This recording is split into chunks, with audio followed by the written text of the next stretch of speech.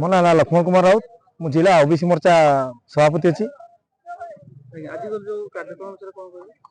ଆଜିକାର କାର୍ଯ୍ୟକ୍ରମ ହେଉଛି ଆମର ନବ ନୂତନ ଭାବେ ଆମର ଯେଉଁ ଦାୟିତ୍ୱ ପାଇଛନ୍ତି ଆମର ଜିଲ୍ଲା ସଭାପତି ସୁଖଦେବ ମହାନ୍ତ, ତାଙ୍କୁ ଆମର ତିନିଟା ମଣ୍ଡଳରୁ ଆମର ଉଖୁଣ୍ଡା ମଣ୍ଡଳ, ଝୁମ୍ପରା ମଣ୍ଡଳ ଏବଂ ଗୁମରା ମଣ୍ଡଳ, ତିନିଟା ମଣ୍ଡଳରୁ ଆଜି ତାଙ୍କୁ ଆମର ଝୁମ୍ପରା ବ୍ଲକର ନହଗଡ଼ା ଠାରେ ଆମେ ସମସ୍ତ କାର୍ଯ୍ୟକର୍ତ୍ତା ଦେବଦୁର୍ଲଭ କାର୍ଯ୍ୟକର୍ତ୍ତା ସମସ୍ତେ ମିଶିକି ଆଜି ତାଙ୍କୁ ସୁଖଭାଇଙ୍କୁ ସମ୍ବର୍ଦ୍ଧନା ଦେଲୁ।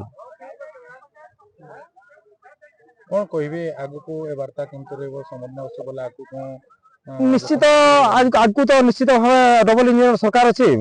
ଏବେ ତୃଣମୂଳ ସ୍ତରରୁ ଯାହାକି ଆମର ମାନ୍ୟବର ମୁଖ୍ୟମନ୍ତ୍ରୀ ଯିଏକି ଆମର ସୂଚନା ଦେଇଛନ୍ତି, ଆମ ଗାଁରୁ ରାଜ୍ୟ ପର୍ଯ୍ୟନ୍ତ କେନ୍ଦ୍ର ପର୍ଯ୍ୟନ୍ତ ଆମର ଯୋଉ ବିକଶିତ ଗାଁ, ବିକଶିତ ଓଡ଼ିଶା, ବିକଶିତ ଭାରତ ହବ ଆମର ଯୋଉ 2047-2036 ମସିହା ପର୍ଯ୍ୟନ୍ତ ଆମର ଓଡ଼ିଶାର ଏବଂ କେନ୍ଦ୍ର ସରକାରଙ୍କର ଯୋଉ ଲକ୍ଷ୍ୟ ରହିଛି ଆଗକୁ ବିକାଶ କରିବା ଦିଗରେ ଏ ସବକା ସାଥ ସବକା ବିକାଶ ଏ ଯାହାକି ନାରା ଦେଇଛନ୍ତି ମୋଦି, ତାହା କାମରେ ସ୍ୱତନ୍ତ୍ର ଭାବରେ ଲାଗିଛି।